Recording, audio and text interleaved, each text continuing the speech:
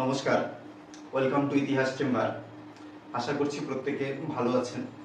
আজকে আমাদের cold war সিরিজের পঞ্চম ক্লাস।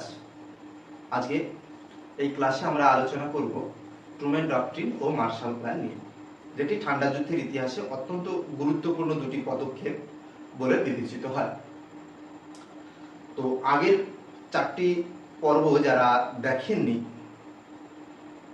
তাদেরকে অনুরোধ করব সেগুলো অবশ্যই দেখে নেবেন, কারণ সিকোয়েন্স একটা ব্যাপার তো ইতিহাসের ক্ষেত্রে থাকেই।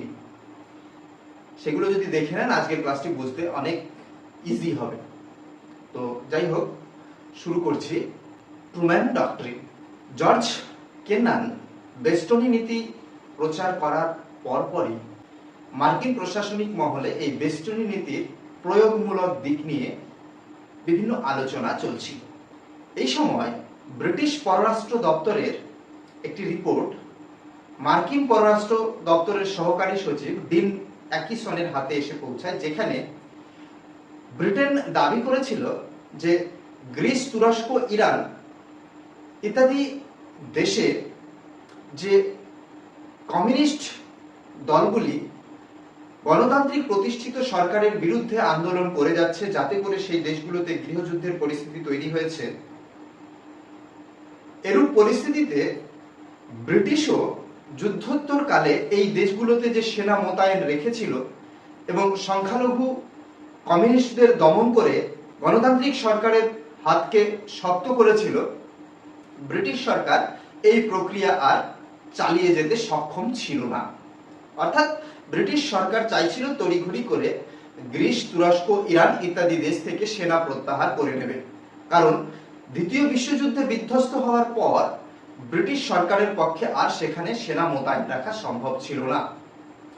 ব্রিটিশ সরকার তাই মার্কিন প্রশাসনকে জানিয়ে দিতে চেয়েছিল, যদি সেখান থেকে সেনা প্রত্যাহার করে নেওয়া হয় তাহলে সেখানকার পরিস্থিতি কি হতে পারে। সেই রিপোর্টে বলা হয়েছিল, যদি গ্রিস থেকে সেনা প্রত্যাহার করে নেয় ব্রিটিশ সরকার, ব্রিটিশ সেনা প্রত্যাহারের পরই কমিউনিস্ট সাম্যবাদী যে দল, সে সোভিয়েত সহায়তায় নিশ্চিতভাবে গ্রিসের গণতান্ত্রিক সরকারকে উচ্ছেদ করে সেখানকার শাসন ক্ষমতা দখল করবে।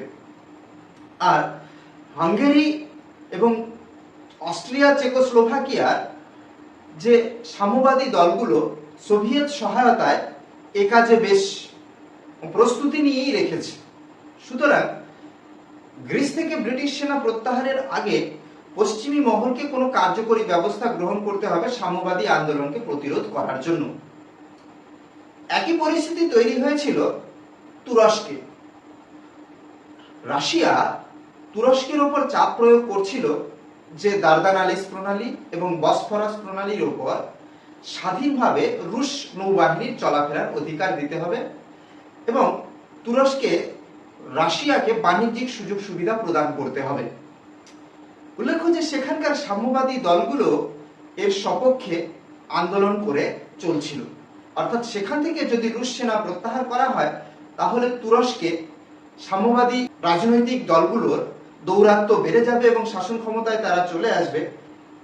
এই সতর্কবাণী কিন্তু ব্রিটেনের তরফ থেকে মার্কিন যুক্তরাষ্ট্রকে জানানো হয়। একই পরিস্থিতি ছিল ইরানে। ইরানের যে সাম্যবাদী দল, যেটা তুদে দল নামে পরিচিত ছিল, সেই সাম্যবাদী দল নিরন্তর চেষ্টা করে যাচ্ছিল সোভিয়েত লাল ফৌজের সহায়তায় যে ইরানে গণতান্ত্রিক সরকারের পতন ঘটিয়ে সাম্যবাদী সরকার প্রতিষ্ঠা করতে। অর্থাৎ এক কথায় বলা যেতে পারে, মার্কিন প্রশাসনকে ব্রিটিশ পররাষ্ট্র দপ্তর থেকে জানানো হয়েছিল, কোনো কার্যকরী ব্যবস্থা গ্রহণ করে এই সকল দেশে পুঁজিবাদী গণতান্ত্রিক সরকারকে একটি স্থায়িত্ব প্রদান করার ব্যবস্থা করার, নয়তোবা এই যে ভূমধ্যসাগরীয় অঞ্চল এবং মধ্যপ্রাচ্য অঞ্চলে যদি সোভিয়েত রাশিয়ার প্রভাব বেড়ে যায়, তাহলে যেমন ভূমধ্যসাগরীয় অঞ্চলে পশ্চিমী প্রভাব একেবারে শূন্যের কোটায় পৌঁছে যাবে, ঠিক তেমনি মধ্যপ্রাচ্যের তৈল সম্পদের ওপর সোভিয়েত রাশিয়ার আধিপত্য প্রতিষ্ঠিত হলে পশ্চিমী জগতের কিন্তু একটা বিপদের সম্ভাবনা বেড়ে যাবে। ঠিক এই পরিস্থিতিতেই মার্কিন রাষ্ট্রপতি ট্রুম্যান 12 মার্চ 1947 খ্রিস্টাব্দে তার বিখ্যাত ট্রুম্যান নীতি ঘোষণা করেন। এই ঘোষণায় ট্রুম্যান যে কথা বলেন সেটা হচ্ছে, বিশ্বে যদি কোনো দেশ বা জাতি নিজেদের স্বাধীনতা এবং স্বতন্ত্রতা বজায় রাখার জন্য অথবা বিদেশি চাপ বা প্রভাব থেকে মুক্ত হয়ে নিজ নিজ রাষ্ট্রীয় সংহতি অক্ষুণ্ণ রাখতে চায়, সেই সকল দেশ বা জাতিকে মার্কিন যুক্তরাষ্ট্র পূর্ণমাত্রায় সাহায্য এবং সহযোগিতা করবে। অর্থাৎ একটি বিষয় পরিষ্কার যে মার্কিন প্রশাসন চাইছিল যে গ্রিস, তুরস্ক ইত্যাদি দেশে যে সাম্যবাদী সংখ্যালঘুদের দৌরাত্ম্য বিদেশি প্রভাবের ফলে হচ্ছে, তার বিরুদ্ধে গণতান্ত্রিক সরকারকে অর্থনৈতিক এবং সামরিক উভয় দিক থেকে যে কোনো প্রকারের সাহায্য দিতে মার্কিন যুক্তরাষ্ট্র একেবারে পুরোপুরি তৈরি।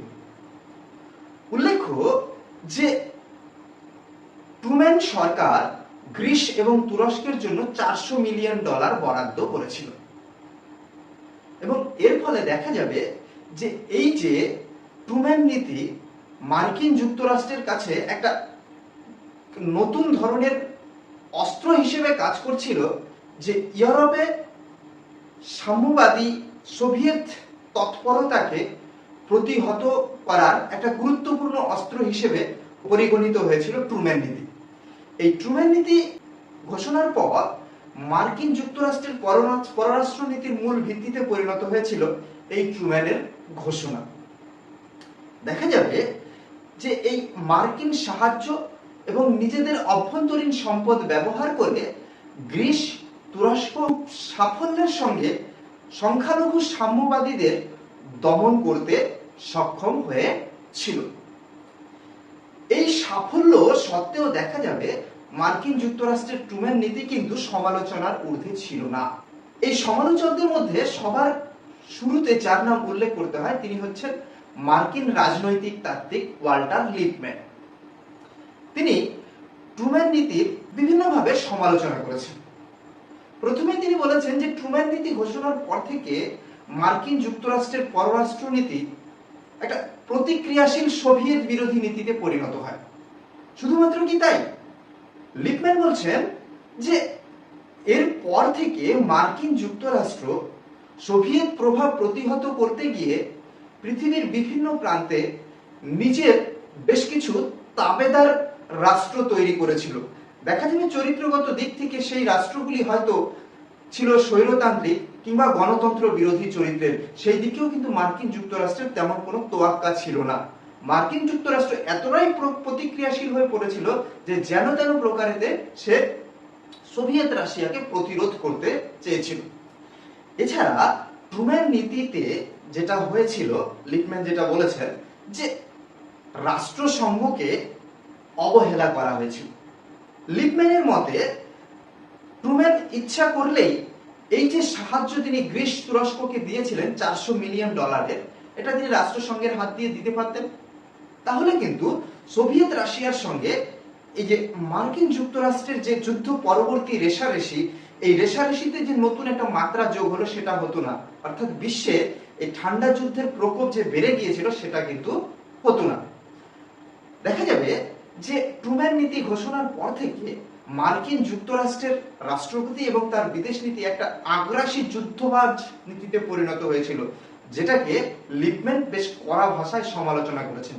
মোট কথা, ট্রুম্যান নীতির দ্বারা মার্কিন প্রশাসন চেয়েছিল সোভিয়েত রাশিয়াকে প্রতিহত করতে, সাম্যবাদের প্রসার ইউরোপ এবং পৃথিবীর বিভিন্ন স্থানে যাতে আর বৃদ্ধি পেতে না পারে সেই ব্যবস্থাই করা হয়েছিল।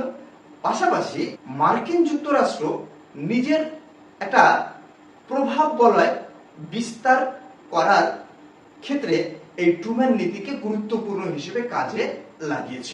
এই ট্রুম্যান নীতির সম্প্রসারিত রূপ ছিল মার্শাল প্ল্যান। অর্থাৎ ট্রুম্যান নীতিকে আরেকটু কার্যকরীভাবে, আরেকটু বৃহৎ অর্থে প্রয়োগ করেছিলেন মার্কিন পররাষ্ট্র সচিব জন মার্শাল। কিভাবে? 1947 খ্রিস্টাব্দের 5 জুন মার্শাল ঘোষণা করেন যে বিশ্বের যে কোনো রাষ্ট্র তার ক্ষুধা, দারিদ্র, অনাহার ইত্যাদি থেকে মুক্তি লাভ করতে, অর্থাৎ অর্থনীতিকে পুনর্গঠন করতে যদি মার্কিন অর্থ সাহায্য দাবি করে, তাহলে মার্কিন যুক্তরাষ্ট্র সেই দেশ বা রাষ্ট্রকে মুক্ত হস্তে অর্থ সাহায্য করবে। ঠিক আছে? অর্থাৎ মার্শাল প্ল্যান লক্ষ্য নির্ধারণ করেছিল মূলত দুটি। এক হচ্ছে সোভিয়েত রাশিয়ার সম্প্রসারণকে প্রতিরোধ করা, দ্বিতীয়ত সেই সুযোগে নিজের প্রভাব বলয়কে বিস্তৃত করা। সেই সঙ্গে মার্কিন প্রতি শ্রেণী নিজেদের আখেরও কিন্তু ব্যবসায়িক স্বার্থের কথাও কিন্তু ভেবেছিল। এদের কথা ভেবে মার্শাল নিজের প্ল্যান তৈরি করেছিলেন বলে তাত্ত্বিকরা বলে থাকেন। অর্থাৎ মার্শাল প্ল্যানের একটা লক্ষ্য ছিল সাম্যবাদের প্রতিরোধ, মার্কিন জোটের প্রসার, এবং দ্বিতীয় লক্ষ্য ছিল বানিয়া স্বার্থকে রক্ষা করা। যাই হোক, এই মার্শাল প্ল্যানের দ্বারা মোটামুটি 16টি দেশকে সাহায্য করার জন্য $33 মিলিয়ন বরাদ্দ করা হয়েছিল। এই $33 মিলিয়ন বরাদ্দ করে ইউরোপীয় দেশগুলিকে নিয়ে একটা অর্থনৈতিক সংস্থা গঠন করে এই অর্থ সাহায্যের প্রক্রিয়া শুরু করেছিল এবং 1947 খ্রিস্টাব্দের মধ্যে অর্থ সাহায্য প্রদান করেছিল $13 মিলিয়ন। এরপর 1948 থেকে 51 খ্রিস্টাব্দের মধ্যে এই 16টি দেশ, সেখানে ব্রিটেন, ফ্রান্স এই দেশগুলো ছিল, তো ইটালি, পশ্চিম জার্মানি, এই দেশগুলোকে মিলে টোটাল 16টি দেশকে 1948 থেকে 51 খ্রিস্টাব্দের মধ্যে আরো $12 বিলিয়ন বরাদ্দ করেছিল।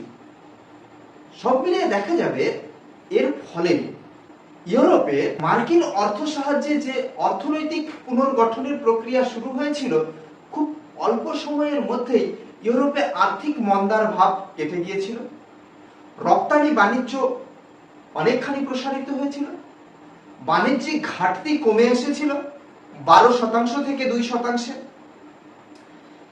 এই যে অর্থনৈতিক স্থিতিশীলতা সামাজিক স্থিতিশীলতার সৃষ্টি করেছিল।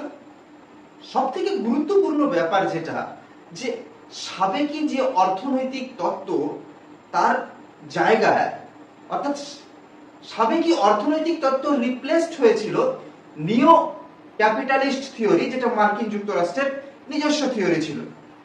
বলছে এই যে নতুন অর্থনৈতিক তত্ত্ব প্রযুক্ত হওয়ার পাশাপাশি যেটা গুরুত্বপূর্ণ প্রভাব মার্কিন যুক্তরাষ্ট্রের ক্ষেত্রে পড়েছিল, যে এই যে 16টি দেশকে পুনর্গঠনের জন্য আর্থিক সাহায্য প্রদান করা হয়েছিল, এই 16টি দেশের আমদানির 2/3 করা হয়েছিল আমেরিকা যুক্তরাষ্ট্র থেকে।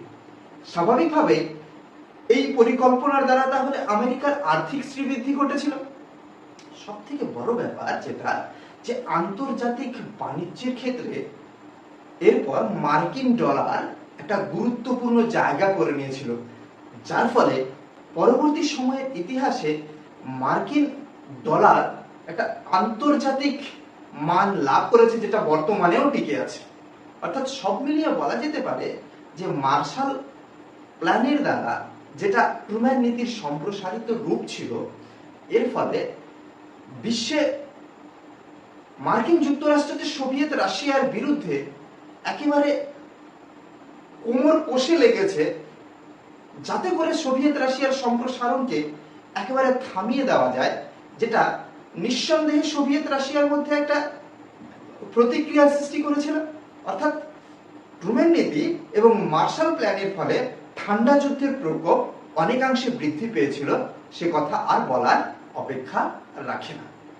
মোটামুটি পরিষ্কার। অর্থাৎ ঠান্ডা যুদ্ধের ইতিহাসে ট্রুম্যান নীতি এবং মার্শাল প্ল্যান একটা সক্রিয় ব্যবস্থা হিসেবে উঠে এসেছিল সোভিয়েত রাশিয়ার বিরুদ্ধে মার্কিন যুক্তরাষ্ট্রের তরফ থেকে, যেটা ঠান্ডা লড়াইয়ের তীব্রতা বৃদ্ধির ক্ষেত্রে একটা কার্যকরী দায়িত্ব পালন করেছে। ওকে, আবার দেখা হচ্ছে পরবর্তী ক্লাসে। আজকে এই পর্যন্তই থাক। Thank you.